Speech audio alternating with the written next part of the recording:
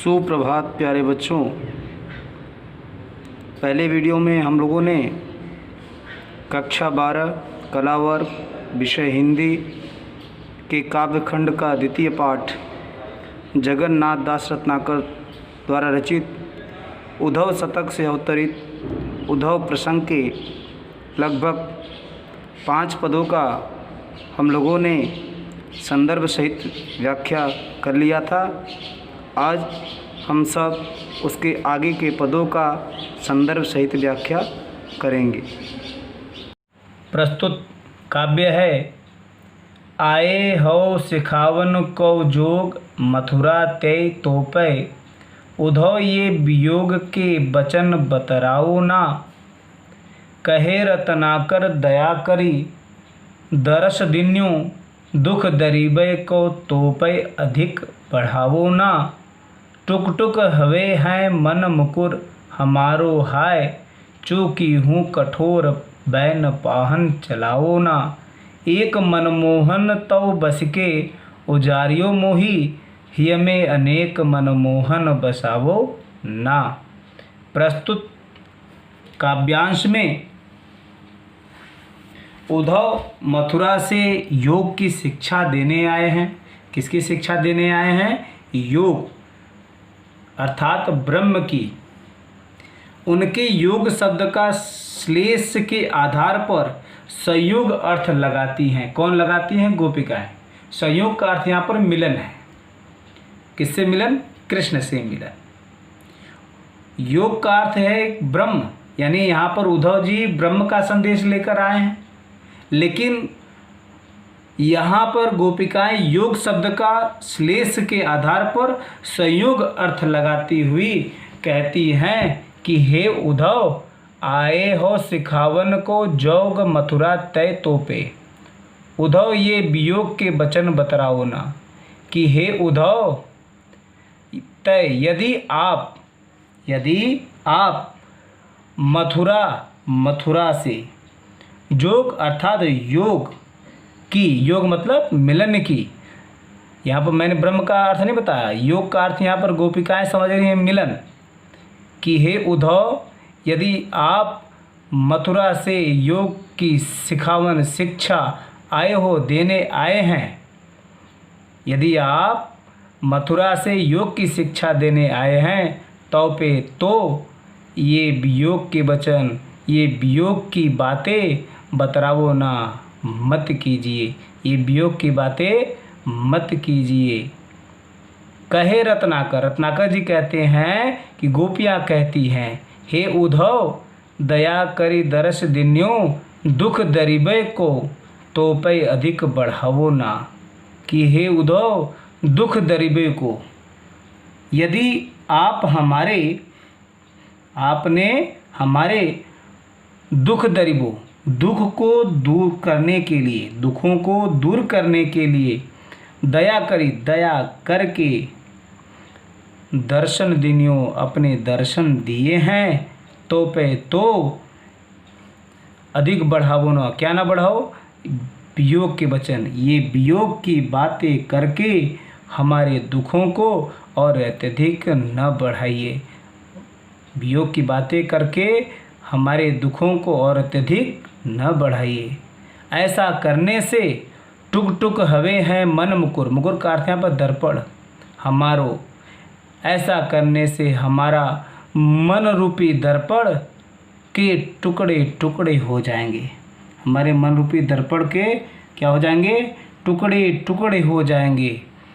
इसलिए चूकी का अर्थ यहाँ पर भूल, इसलिए भूल से भी कठोर बैन पाहन, बैन का अर्थ है वचन, पाहन का अर्थ है पत्थर।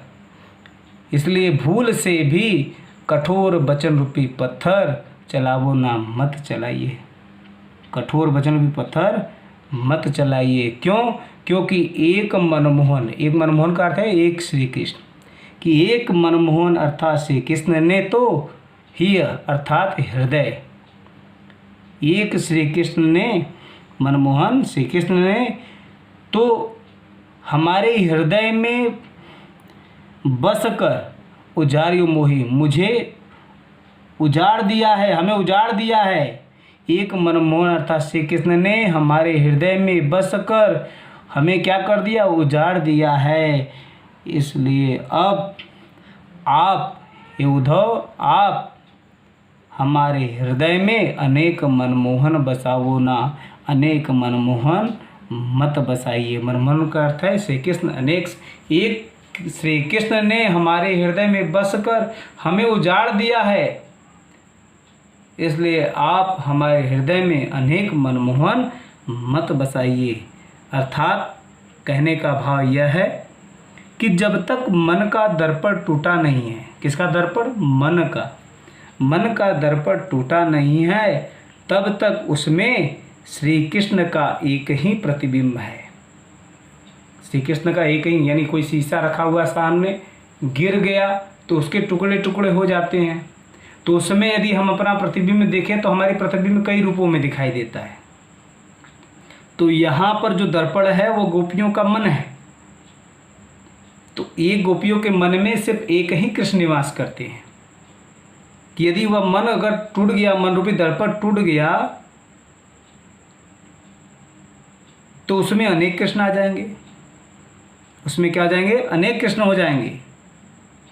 इसलिए जब तक मन का दर्पण टूटा नहीं है तब तक उसमें श्री कृष्ण का बस एक ही प्रतिबिंब है। परंतु यदि उसके अनेक टुकड़े हो जाएंगे तो प्रतिबिंब भी क्या हो जाएगा, प्रतिबिंब मतलब परछाई भी क्या हो जाएगा, अनेक हो जाएगा। और एक श्री कृष्ण ने तो हमें इतना अत्यधिक पीड़ित किया है, वियोग से इतना वियोग दिया है कि जब हृदय में अनेक श्री कृष्ण होंगे, जब एक श्री कृष्ण ने हमें इतना पीड़ा दिया है, जब हृदय में अनेक श्री कृष्ण होंगे तो हमारी कैसी दुर्दशा होगी, इसका अनुमान सहज ही बड़ी सरलता से लगाया जा सकता है। तो प्रश्न ये बनता है प्रस्तुत काव्यांश में कि इसका शीर्षक क्या है। शीर्षक यही है, उद्धव प्रसंग। रचनाकार कौन है, जगन्नाथ दास रत्नाकर जी हैं। प्रश्न इसमें और भी बन सकता है कि इसमें इस पद में किस प्रसंग का चित्रण किया गया है। तो सीधी सी है कि प्रस्तुत छंद में स्त्री मनोविज्ञान का अत्यंत सुंदर चित्रण किया गया है, जिसमें स्त्रियों का स्वभाव होता है कि वे कुछ का कुछ अर्थ लगाती हैं। ये इसका सबसे बड़ा है, प्रश्न हमेशा पूछता है कि इस पद्यांश में किसका चित्रण किया गया है। तो अभी मैंने बताया कि प्रस्तुत छंद में कौन सा छंद है, मनहरण छंद है, मनहरण सवैया छंद। प्रस्तुत छंद में स्त्री मनोविज्ञान का अत्यंत सुंदर चित्रण किया गया है। स्त्रियों का यह स्वभाव होता है कि वे कुछ का कुछ अर्थ लगाती हैं। आइए अब मैं आपके सामने इसका काव्यगत सौंदर्य प्रस्तुत करने जा रहा हूँ। इसमें भाषा, ब्रज भाषा, अलंकार, अनुप्रास, पुनरुक्ति प्रकाश। पुनरुक्ति प्रकाश का है, टुक टुक हवे, वक्रोक्ति तथा रूपक। मन मुकुर में रूपक अलंकार का प्रयोग किया गया है। रस, श्रृंगार रस, शब्द शक्ति, लक्षणा और व्यंजना। गुण है, माधुर्य गुण। छंद, मनहरण सवैया छंद का प्रयोग किया गया है।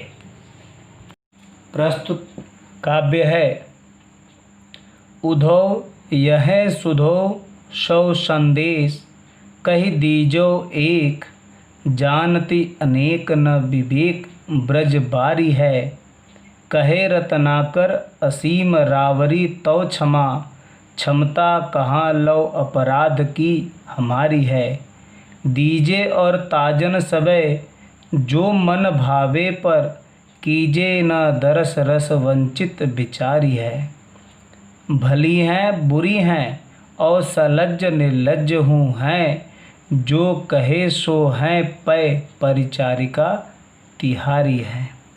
प्रस्तुत काव्यांश में गोपिकाएं उद्धव से कहती हैं कि हे उद्धव, हम जैसी भी हैं सिर्फ और सिर्फ श्री कृष्ण की ही हैं।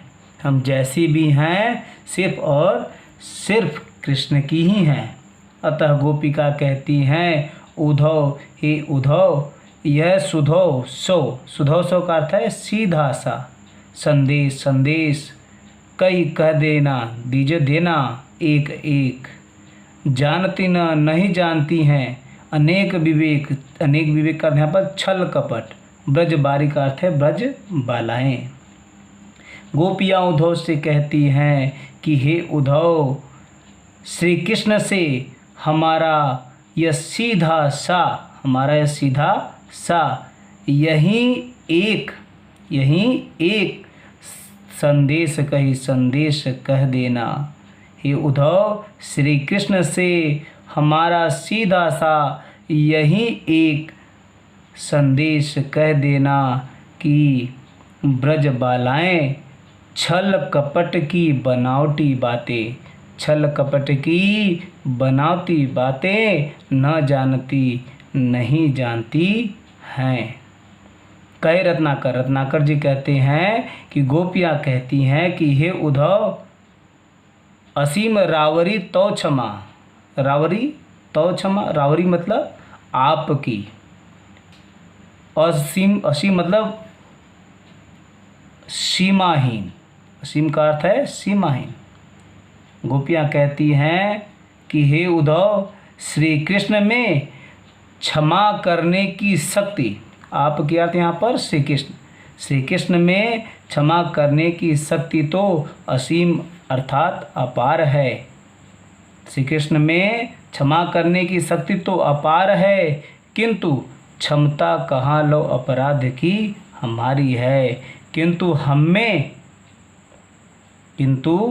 हमें अपराध करने का क्षमता अर्थात सामर्थ्य, किंतु हमें अपराध करने की सामर्थ्य कहाँ लो, इतनी कहाँ। रत्नाकर जी कहते हैं कि गोपियाँ कहती हैं कि हे उद्धव, रावरी अर्थात आपकी अर्थात श्री कृष्ण में असीम तो क्षमा करने की शक्ति असीम है, किंतु हमें अपराध करने की सामर्थ्य इतनी कहाँ। अपराध करने की सामर्थ्य इतनी कहाँ। कहने का भाव यह है कि हम कितने ही अपराध क्यों न करें, कृष्ण के उदार स्वभाव के कारण हमें क्षमा मिल ही जाएगी। अर्थात तात्पर्य यह है कि हमें अपराध करने की इतनी शक्ति कहाँ, जितनी श्री कृष्ण में क्षमा करने की शक्ति है। बड़ी विचारवान बातें हैं। जगन्नाथ दास रत्नाकर ने बड़ी ही विचारपूर्वक बातें लिखी हैं कि इसका भाव क्या निकलता है कि हम कितने ही अपराध क्यों न करें, कृष्ण की उदार स्वभाव के कारण हमें क्षमा मिल जाएगी। इसका तात्पर्य निकालते हुए कह रहे हैं कि हमें अपराध करने की इतनी सामर्थ्य कहाँ, शक्ति कहाँ, जितनी श्री कृष्ण में क्षमा करने की शक्ति है। क्या करने की शक्ति है? क्षमा करने की ही शक्ति है। आगे गोपियाँ कहती हैं कि दीजे और ताजन का अर्थ यहाँ पर है कोड़ा या चाबुक, लेकिन यहाँ पर सीधा सा अर्थ है अगर चाबुक लगेगा तो क्या महसूस होगा? दर्द महसूस होगा ना। तो प्रताड़ित करना, पीड़ा पहुँचाना। तो दीजे और ताजन सबे जो मन भावे पर, भावे का अर्थ है अच्छा लगना, कि जो भी आपके मन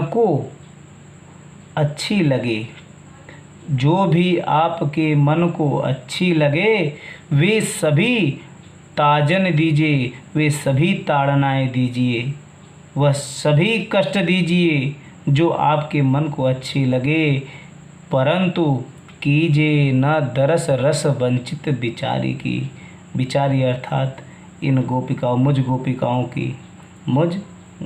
की, परंतु अपने दरस रस का अर्थ यहाँ पर आनंद, परंतु अपने दर्शन के आनंद से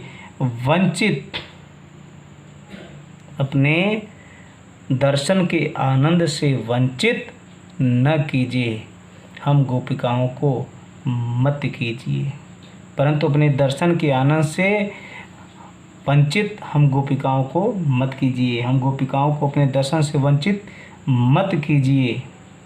भली हूँ भरी बुरी हूँ। भली का अर्थ यहाँ पर है अच्छी, कि हम अच्छी हैं या बुरी हैं, हम अच्छी हैं या बुरी हैं।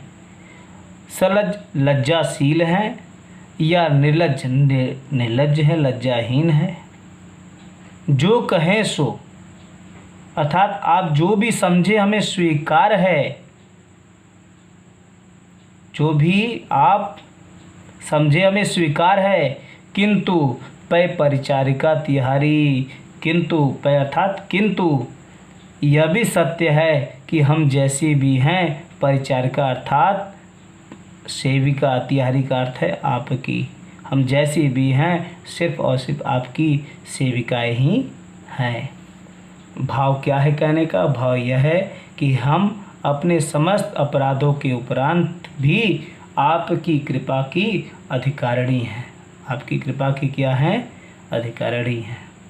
तो प्रस्तुत काव्यांश में श्री कृष्ण के प्रति गोपिकाओं का अगाध प्रेम, अन्यता आत्मसमर्पण के साथ व्यक्त हुई है। और जैसे कि हमने प्रश्न बताया था कि इसमें शीर्षक पूछेगा तो शीर्षक सीधे से है उद्धव प्रसंग, और रचनाकार हैं जगन्नाथ दास रत्नाकर जी। प्रस्तुत पद में प्रसंग का चित्रण क्या है कि श्री कृष्ण के प्रति अपने अनन्य प्रेम और आत्मसमर्पण के भाव को व्यक्त कर रही है, चित्रण कर रही है। अब हम सब इसके काव्यगत सौंदर्य की तरफ देखेंगे। भाषा ब्रजभाषा, अलंकार यमक, यमक दरस रस में यमक अलंकार, पदमैत्री अलंकार अभी प्रयोग हुआ है। रस श्रृंगार रस, शब्द शक्ति लक्षणा एवं व्यंजना, गुण माधुर्य गुण, छंद मन हरण सवैया छंद का प्रयोग किया गया है।